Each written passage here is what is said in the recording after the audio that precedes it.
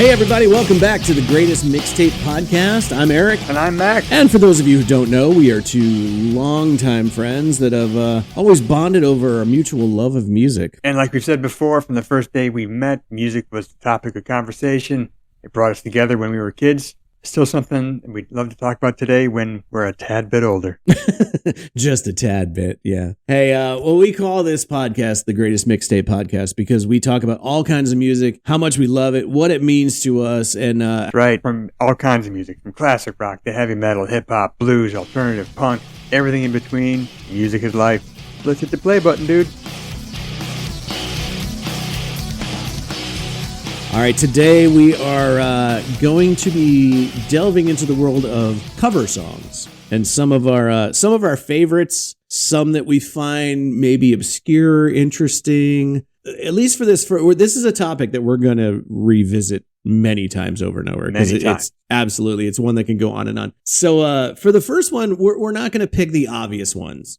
You're not going to hear the Motley Crue Smoking in the Boys' Room or any of the big Metallica covers that everybody knows and loves. We're going to dig a little deeper. We're going to scratch the surface a little harder and maybe bring something to you that you're not even aware is a cover song. And let's just remember here, we're not coming out saying these are the best cover songs of all time. What we're saying is these are the 5 we want to talk about right now. Yeah, that's a really, really good point. To make a short, concise list of the greatest cover songs of all time, that's some Rolling Stone shit, man. We'll leave it to them. These are just 5 that we each picked, so 10 songs total, but 5 that we thought were interesting and cool and fun to talk about, and maybe, again, a little bit left of center. So here you go. All right, let's jump in. All right, so my first pick, and I want to stress that these are in no particular order. Number 5 on my list was really, really hard for me because this is one of my all-time favorite bands, and they do a lot of cover songs. And so to pick one was really, really hard for me. In the number 5 spot, it's a tie. I'm coming out of the gate with a tie. Is that all right? Can I do that? Is that fair? You can do whatever you want. We don't have like structured rules here per se, but yeah, man, I had a really hard time. I probably could have picked 5 from this band, but I did narrow it down to 2. So in my number 5 spot, just because this is completely random, is Typo Negative. No shock to anybody who knows me well, but none. Typo Negative. Again, like I said, they've done a ton of covers in their career. They did an amazing version of Jimi Hendrix's Hey Joe, and they changed the words. It's the same melody, the same, guitar parts and drum parts and everything, but they changed it to Hey Pete instead of Hey Joe. And it's about Peter Steele killing his girlfriend. They did an amazing, did you want to get in on that? Well, I mean, first off. Okay, go ahead. Eric and I have not discussed this list with each other because we wanted to surprise each other. True, yes. 100% knew you were going to go with Typo at least once. Yeah. But I mean, if not today too, but definitely they were coming up. But the choice, the song choice itself surprises me a little. I would have thought maybe Cinnamon Girl or something, but no. This is I haven't gotten to my choices yet. I'm pointing out some of the other covers they did. Oh, yeah. Perhaps I didn't explain that well, but no. These are some other covers. They're known for doing crazy covers, such as they did an amazing Beatles medley.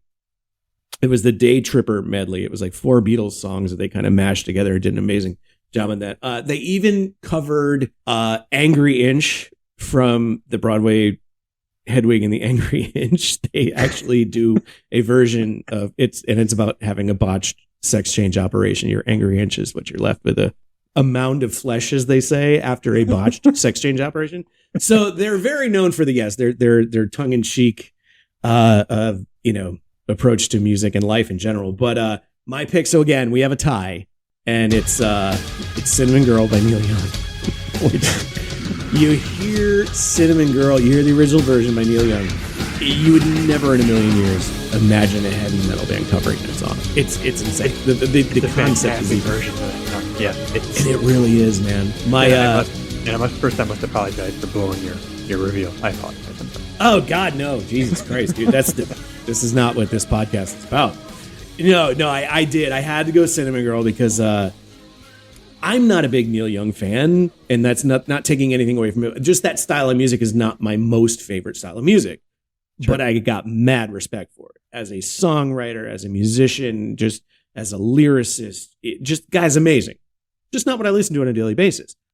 So if you had told me, hey, you know that song Cinnamon Girl by Neil Young? Yeah, Typo does an amazing version. I'd be like, what the fuck are you talking about? Then I heard it, and it is absolutely mind-blowing. And I had no way to sugarcoat this. I used to DJ in a strip club in the 90s, and it was one of the greatest strip club songs back in the day. And not only because it's just a great groove and a great beat and it's sexy and all these things, but I mean, let's face it, 3 out of 5 strippers are named Cinnamon. So, I mean, it just works, right? I mean, the odds are in your favor when you play that song. Yeah. Chances are there was at least one on the bill that night when I played the song. So, Cinnamon Girl from Typo Negative. Check it out. There's 2 versions. There's a really cool remix version too, but the original studio version is the one. Check them out. And it's a tie for another go. You got something. Go. I'm waiting here with bated breath. Okay. Yeah, I felt like you were about to jump out of your skin. It's another so obscure. Again, if somebody told you they're going to cover this easy listening song from the 70s and make it amazing, you'd be like, no, it's not possible. But Typo Negative covered Summer Breeze by Seals and Crofts. Yes, Seals and Crofts. I mean, dude, it is like the epitome of 70s yacht rock, easy listening, like boomer music, dude. And they just made it so cool. It's so doomy and slow and gloomy and just beautiful. It's amazing. So those are my 2 picks. Again, I cheated a little bit but I couldn't pick between the 2. They're both insane. Yeah.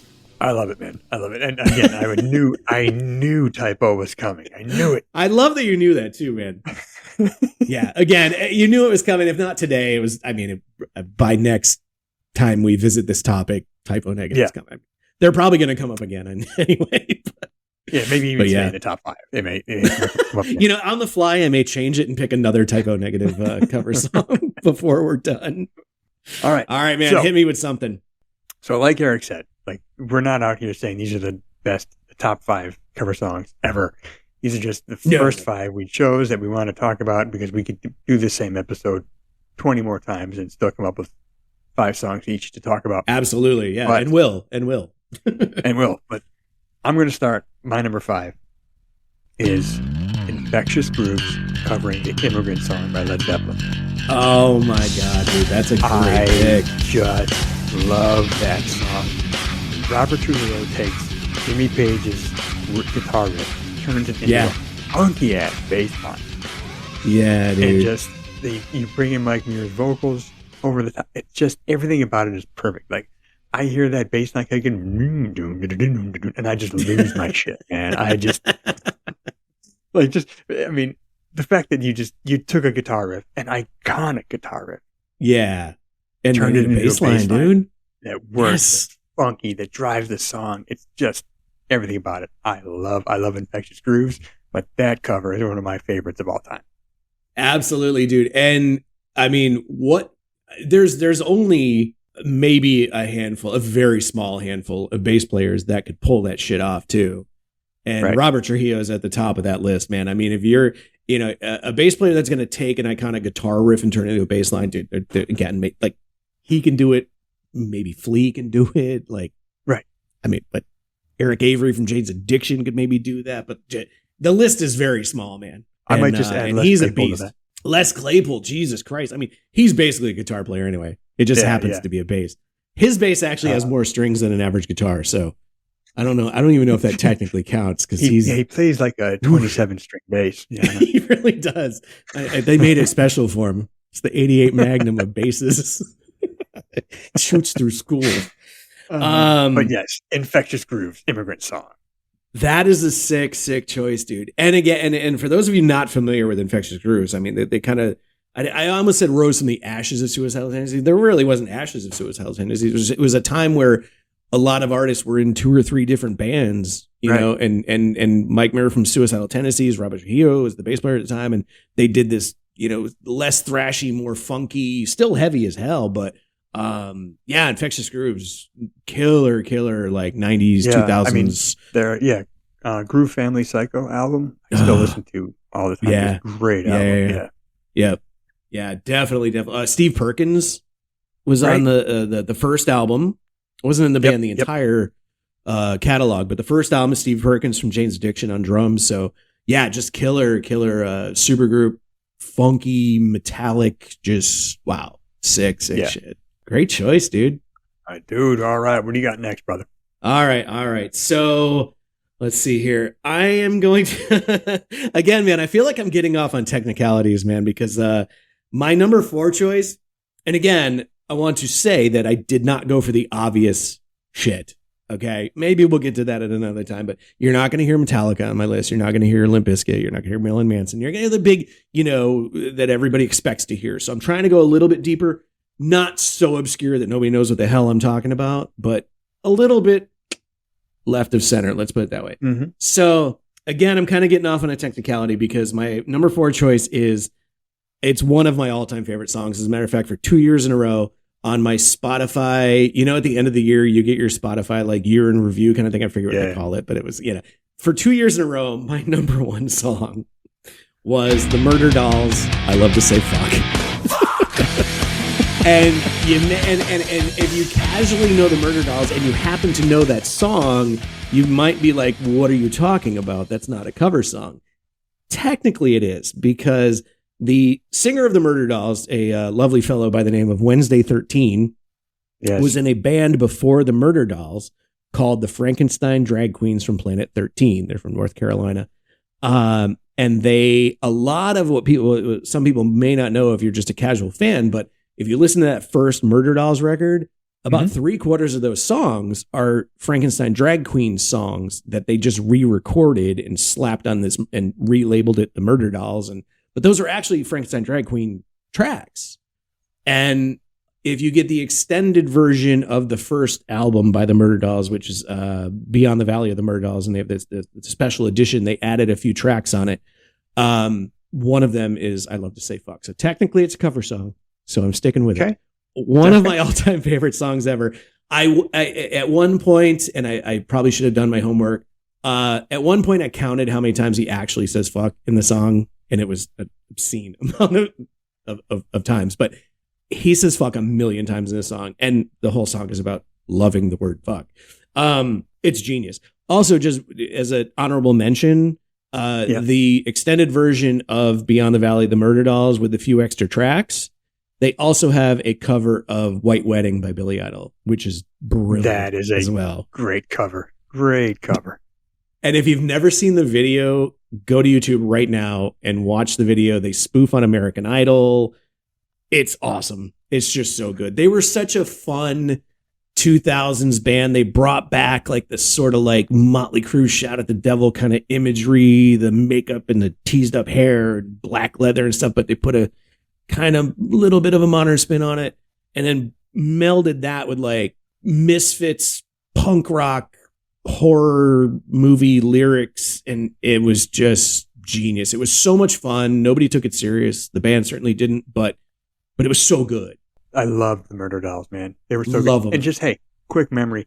Speaking of their version of White Wedding, we played that at your Jack and Jill before you guys got married. You actually did that, yeah. To this day, I feel like an asshole, and my beautiful wife Chris is gonna hear this one day and go, yeah, dick, I told you. That should have been our entrance music at our reception. And I don't know, for some reason, I didn't want that. And now looking back, I'm like, oh, man, missed opportunity. If we ever renew our vows, dude, we're walking out to White Wedding. Fuck yeah. By Murder Dolls. 100%. Brilliant. You'll love it, I promise. Especially if you like to say fuck. Exactly. And I do. All right. My number 4. This is a little off the metal path, for sure. All right. I welcome it. But I love this goddamn version of this song. I love the original. I love the cover. All right. Cowboy Junkies, Sweet Jane. Oh, dude. Right? Nice. So cover of the Lou Reed song. The Lou Reed song. That is an amazing version. Has a little bit more bounce to it, where the Cowboy Junkies kind of slowed things down, made it a little more dreamier, kind of layered sound. And, everyone remembers, the scene, Natural Born Killers. Yeah, of course. When the song plays, whole world's coming to an end, Mal. And then, the song is kicking in. Oh, my God. But actually, I saw them live once. Oh, wow. No kidding. Yeah. Opened for the Tragically Hip. Nice. Great show. But just that, for some reason, and, I'm not like a huge expert on the Cowboy Junkies. I'm not familiar with their entire catalog. All I know is that song moves me. Their version of it, just anytime it comes on, I have to listen to the whole thing and just sit down. Yeah. Listen to those vocals, the lead singer, Margot Timmons, and just the dreaminess of it all. It's just, to me, that version is just fucking beautiful, and I just love it. Dude, that's awesome. That's really, really cool. And, it's funny you say that too about the whole like dreamy aspect of it and that you're not familiar with their entire catalog. There were a lot of bands that kind of came out in that time period that I'd discover a song or two and I'd really fall in love with it. But then for whatever reason, I just didn't know anything else. And every time when you said that, I immediately thought of Fade Into You by Mazzy Star. Very similar vibe, very similar kind of, it was that same time period. I could not name another Mazzy Star song, but I love Fade Into You. And Cowboy Junkies, same kind of thing. I'm like, my God, that was a brilliant version of Sweet Jane. I don't know if I know another song by them. Right. To be totally honest. If I'm just being completely honest right now, I can't name another one right now. But wow. I don't care if that version of that song it's just so good. So good. God, I know what I'm listening to when we get off of this, man.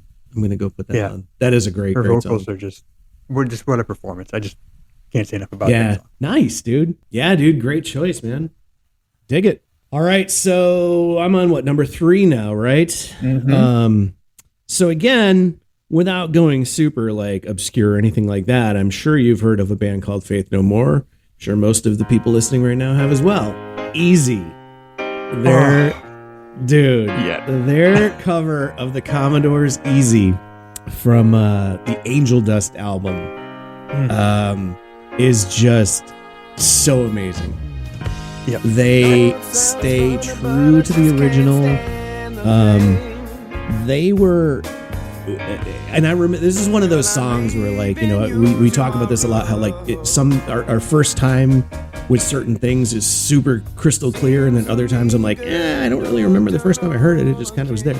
I remember the first time hearing Easy by Faith No More because they were notoriously tongue-in-cheek with everything. And so they would do a cover song and purposely just screw it up or make it weird just for the sake of being weird. Or Mike Patton would, stick a microphone in his butt and they would do bizarre stuff. And so the first time I heard Easy, I was on the edge of my seat the entire song because I was waiting for them to launch into the weird part. And I'm making air quotes right now, the weird part.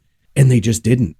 They covered the song straightforward, start to finish. And it's beautiful. It's just turned up enough where it's like it's a little bit more rocky, but even then, man, I mean, and when I say rocky, it really is just the guitar and the solo is a little heavy. Right, but the solo, that's really it, man. I mean, it's a beautiful piano song. Mike Patton doesn't do anything weird, man. He just sings it, and it's a great example of what a great vocalist Mike Patton really is too. Not that it's a super, super hard song to sing, but it's very soulful. And he just pulls it off with so much ease, and it's just fantastic. So that's a great point, because that could have just gone flat. Like if anybody else had tried to cover that song, it could have just come out just flat. Look, I love Metallica as much as the next guy. James Hetfield could not sing Easy by the Commodores. He just couldn't. No. Love the guy to death, man. He can sing Budgie all day long. Just Commodores, it's just not in his wheelhouse, man. It's not happening. Mike Patton. Yeah, all day. So good. You ever seen him do it live? Yes, as a matter of fact, I have. Yeah. I'm fortunate. Now I'm trying to remember. Again, man, some concerts are fuzzy from back in the day, but But I can say relatively recently, a few years back, they did that kind of reunion thing with the whole set was white and they were all in like white, like linen suits and flowers everywhere, dude. And they played Easy, and I may have teared up. May have had a little one tear streaming down the cheek when they played it. It was beautiful, man. I loved it. I mean, dude, you're not alone, because like I saw him at Webster Hall in New York City on that tour. Oh, that's amazing. And right, so you're going from like, mosh pits and crazy shit to, a room full of 2,000, 3,000 idiots sitting there singing along. Top of their lungs. A Commodore's tune. Like, I'm looking around like, this is the coolest shit I've ever seen, man. Just sweaty, like hardcore dudes, like singing Easy. Check out Angel Dust by Faith No More. It's amazing. Start to finish. Yeah, great pick, man. Great pick. Thanks, bro. This is fun, dude. I'm loving this. I know, dude. I know. We'll probably do this, at least 20 more times. For sure. All right. My number 3. Yes. Joey Ramone's cover of Louis Armstrong's What a Wonderful World. Wow. I did not see that coming. Now, I agree wholeheartedly. That is a fantastic version. Wow. Nice pick. Not only, I just love the version. I love the punked up, aspect of it. The downstrokes, the guitar, all that. I love it. But it's Joey on his own, without the Ramones. It's just Joey. Yep. Yeah. But he recorded it while he was dying. Yeah, he knew that's he was right. dying. Yeah. And he chose to record What a Wonderful World. So when I hear that song, I think about, the song just kicks ass. It's a great version. But I also think about, damn, this cat knew he was dying. And he wanted to sing this song. So it gives me, I just like it even more. Like, it means more to me now when I hear him sing that. When you think about it, man, I mean, what more of a punk rock statement could you make?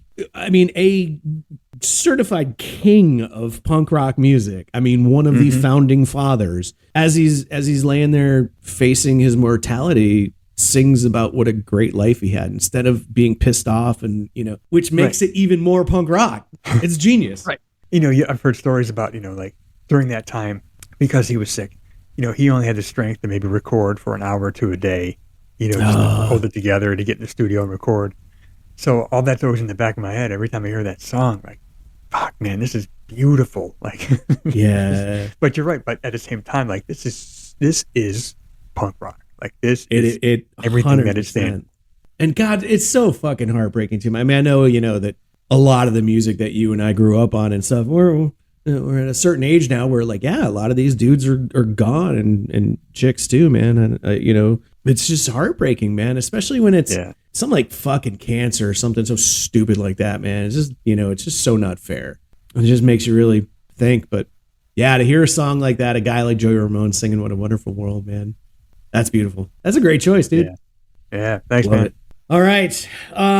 So for this next one, I had another hard time picking a song by this band because they are also well known for doing a plethora of covers. Some of the covers this band has done, they might have covered a band you may have heard of by the name of Public Enemy, a little song called Bring the Noise. The other what would have been a tie for me if I hadn't already done a tie with Typo Negative. The other tie would have been Got the Time by Joe Jackson. They do a sick cover of Got the Time by Joe Jackson. The Anthrax version of Got the Time. Dude, it's amazing. It's amazing. I chose Antisocial.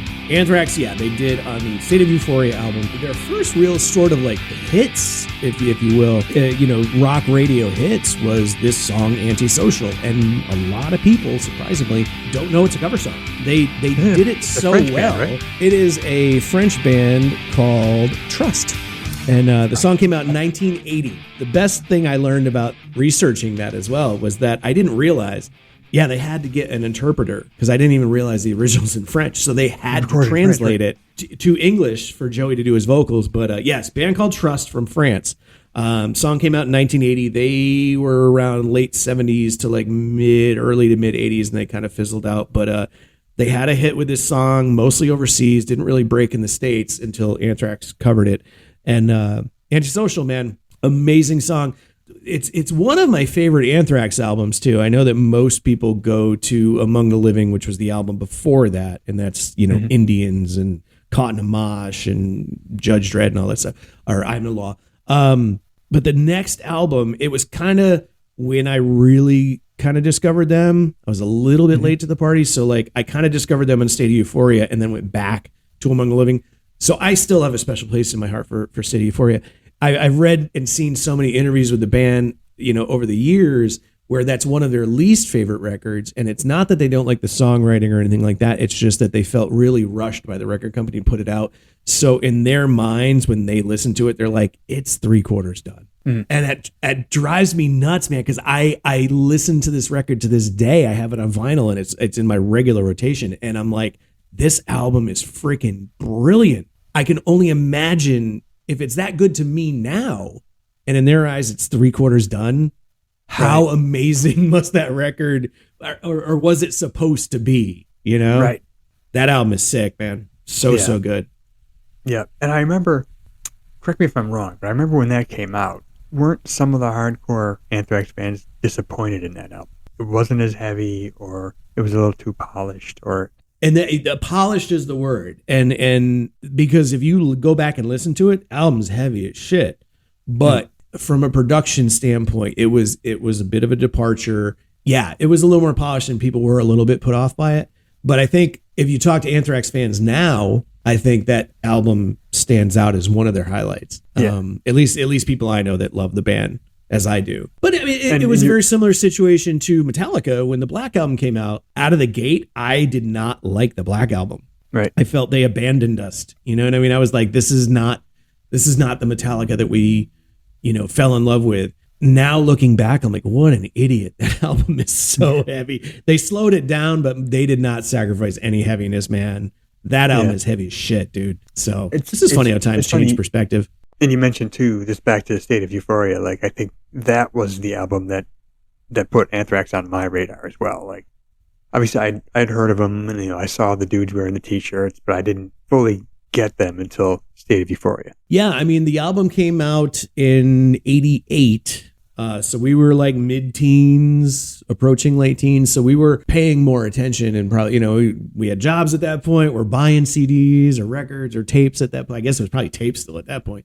I think I had that on CD. Yeah. Yeah. Oh yeah. I think I've had that on almost every format, barring 8 tracks. I think I've had the cassette of that. I definitely had the CD and now I own it on vinyl. Anyway, Anthrax, Antisocial. Right. Great pick, man. All right.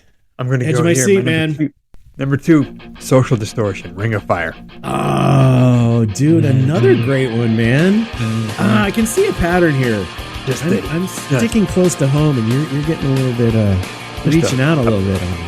I love it, though. Version of the Johnny Cash from on their debut album, too. But just a perfect song for Mike Ness and his vocal style. Sure. Just really worked for him, I thought.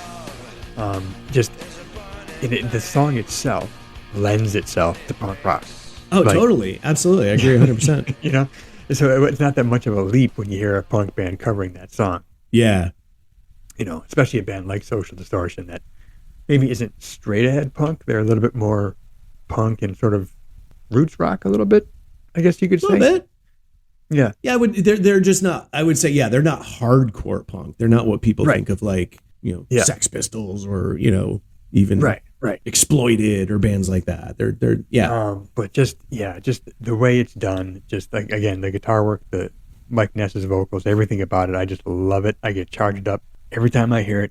And I think it was early 2000s I saw Social Distortion, maybe House of Blues in Boston, down on the floor, right? Just loving the hell out of the whole show, and then they close with that song, and I'm like, oh man, ferocious mosh pit to a Johnny Cash song, and I'm just like, man, this is the coolest shit ever. That's awesome. But that's just a memory that just stuck with me. Like that was just so damn cool to be in a club, small club, with them ripping into that song. Hell yeah! It just fires up, and it's the whole thing. It's the Johnny Cash song. All those things combined into this one moment. It was just fucking amazing, man. That's fucking rad. Dude, and I was just thinking as you were saying that, it made me realize, and dude, music fans, like real music fans are the best, dude. Because like you just said, dude, you guys were pitting to a Johnny Cash song. Right. Yeah, normal, well-adjusted 9 to 5 people don't do that. But hardcore music fans will pit to a Johnny Cash song, dude. It's just fucking great, man. And I love reliving that shit in my head. Like every time I hear that song, like it's attached to a memory. Yeah. So it's just, sure. Just perfect cover. Well, and that's the best thing about going to live shows too, man. I mean, and to experience something like that literally sticks with you decades later or whatever is rad. I'd been a fan of Social Distortion for, a long time. So to finally get to see them when I saw them, in that setting, just blasting through the hits. The whole night was just one after another. Just every song I wanted them to play, they played. You know? And then last song, Ring of Fire. Just everything about that night was perfect. That's cool, man. The other thought I had in terms of that is kind of going back to the Anthrax cover of Antisocial. If the original version of Ring of Fire wasn't so hugely popular, you would think that's a Social Distortion song. The only reason people know it's a cover is because the original is so huge. But they did it so well and were able to put their own spin on it and their own sound and everything that if you'd never heard Johnny Cash before, you would swear that you wouldn't know that's a cover. You'd swear that's a Social Distortion original, which is it could have been their song. Yeah. 100%. And that's a huge compliment to the band.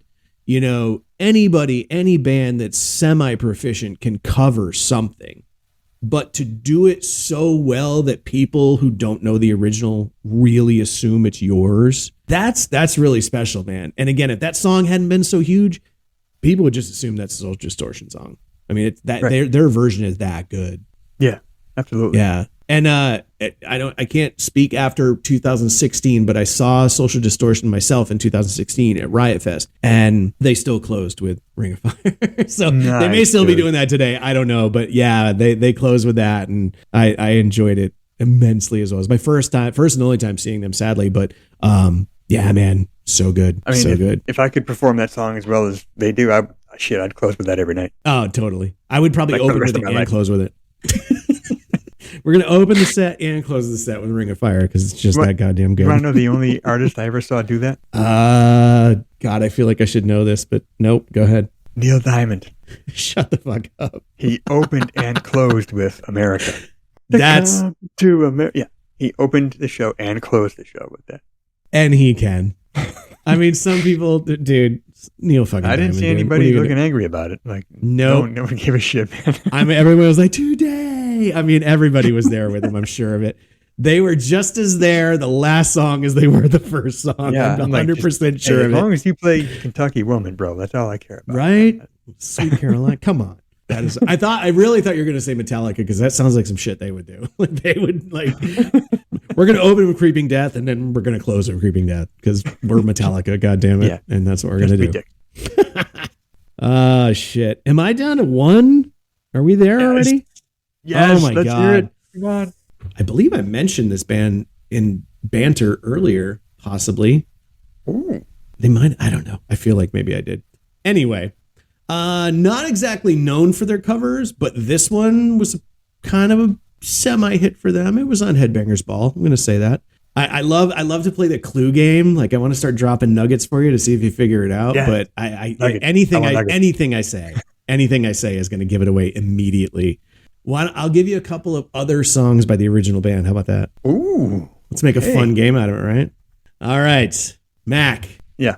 The original artist of my number one pick for tonight had other hits such as Why Can't We Be Friends? They also had another little ditty you might recognize, Spill the Wine. Think That Girl. You know it. You know it. I know. Oh, man. 70s funk band. Yep. Oh. When you hear this song, you cannot not think of California, maybe specifically Los Angeles. Why can't I name the band? Might have been in a Cheech and Chong movie. Oh, you're thinking Korn's version of Lowrider. Oh, you have the right song. Wrong band, bro. Who was the original band? War? War is the original band, yes, War. It's not the Korn version. Came out. No, you're missing one, man. Bay Area thrash legends. If the big four were a big five, it would probably be Exodus this band. covered that. Hell Exodus fucking yeah, that. Exodus did. Exodus on their 1989 album Fabulous Disaster did a sick and many years before Porn. But Exodus turned War's Lowrider into a straight up thrash song. What a fucking great choice, man. Wow. Thanks, dude. So peek behind the curtain kind of moment. When I was putting this list together, this particular one was one of the first ones I thought of because it comes up. I must have like thumbs up this song a million freaking times because it happens to, whenever I'm like shuffling music and stuff, it comes up an odd amount. You know, I've posted pictures on Instagram, like I'll, take a picture of my stereo and go, this is one of the best cover songs ever. Fight me. And again, could have easily just played it kind of funky and whatever. They made it a fucking thrash song, dude. And it's so good. Yep. You're probably not going to go, oh, this is an Exodus original. I mean, it's still, it's still a little out there compared to their other stuff, but it's just so goddamn good. Damn, dude, that was fantastic. Love it. All right. Well, number one, I'm going to go with Sepultura's cover of Orgasmatron by Motorhead. Oh my God, dude. It is just, because, the Motorhead version we know, we love. Dude, it's an amazing song. But Sepultura just took it to the next level. Just that opening guitar riff, and then Max's vocals come in, and it's just pure adrenaline. Great one. Yeah, that one didn't even kind of cross my brain when I was putting the list together. That's such a good one. Because again, original is amazing. They just made it amazing again. Just made it brilliant. Heavier. They just made it heavier. Yeah. Oh my God. But every time I hear it, I get chills, dude. I lose my shit. Like last summer, Max and Igor Cavalera toured. Yeah, Cavalera Conspiracy. And they played both Beneath the Remains and Arise, both albums in their entirety. And I saw them in a Toad's place in New Haven, like tiny ass club. Yes. And it came time for Orgasmatron, dude, and I just lost it, man. Like, I was just another one of those moments that you're never gonna forget. Like, first of all, just hearing the entire Arise album. Yeah, of course, dude. My God. Yeah. But yeah, when that guitar riff started for Orgasmatron, I was just one of the greatest covers of all time. Dude, that's a really, really amazing choice. God, they were they're still a great band. Don't get me wrong. I mean, the current version of Sepultura, I will go see them all the time. But I mean, there's just the original, with Max and Igor and the band, dude. There's just it was magic, dude. It was magic, every album they did together was just dude, incredible. And then I mean, honestly, man, I mean, Beneath the Remains, Arise, all those are amazing. But I mean, Roots. By the time Roots came out, man, I mean, and again, maybe some of the more hardcore fans were like, because it got kind of polished and things like that, but. I mean, I'm a drummer, so I mean, of course, that was rhythmically the most amazing record they ever made with, all the Brazilian drumming and everything that they incorporated into it. And my God, just what a great band. Yeah, KSAD and other just like KSAD is sick. To their credit, too, man. I mean, what an amazing choice for cover songs, too. Because, I mean, you've got Motorhead, first of all, which Motorhead, that can go one way or the other. Because Motorhead's a sacred cow, and sometimes you don't fuck with the sacred cows. Like, you don't cover certain artists, you just don't. So that's risky in itself, but they could have easily done Ace of Spades or, something like that. Dude, they did Orgasmatron, which is just an amazing choice. So yeah, that's awesome, dude. That's a really, really good one. And just FYI, Igor Cavalera, the interesting follow on Instagram. Oh, I don't think I follow him. Yeah, I mean, aside from the I follow gigs Max, but I don't.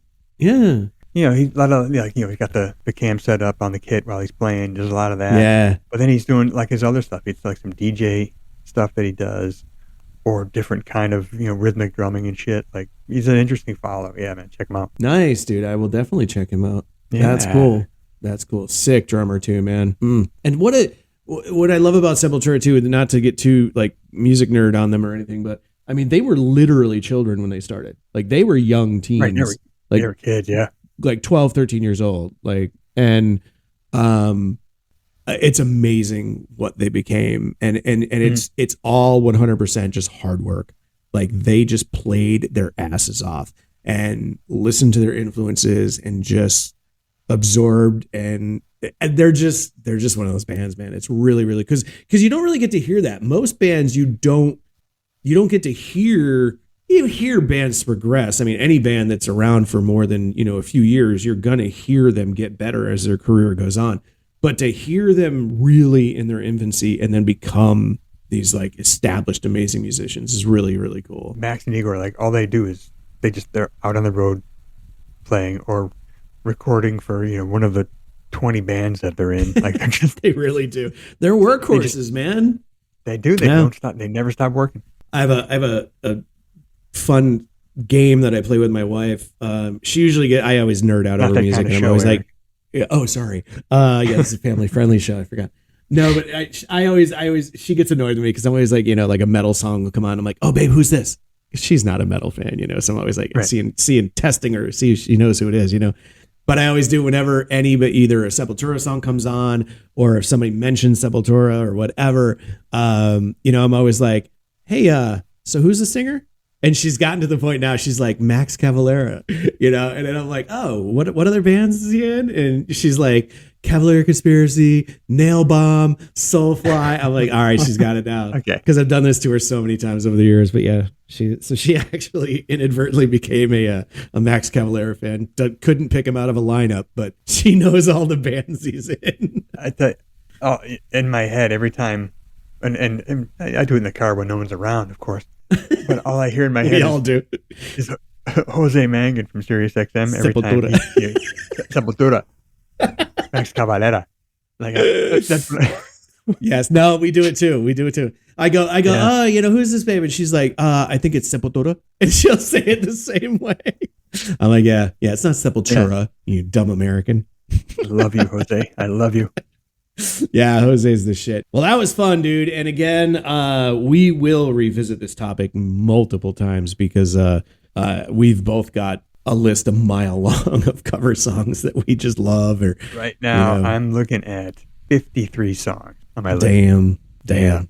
All right, well, that's going to do it for this episode of the podcast. We hope you enjoyed hanging out with us, talking about some cool, or at least what we think is cool, cover songs. Yeah, thanks for listening. Hope you liked some of the songs we chose. Maybe you'll go check them out if you don't know them already. Absolutely. And again, we will be doing this topic again many, many, many more times. So, all right, until next time, I'm Eric. And I'm Mac. Remember, if music is life, life is a mixtape. And this is the Greatest Mixtape Podcast. Oh.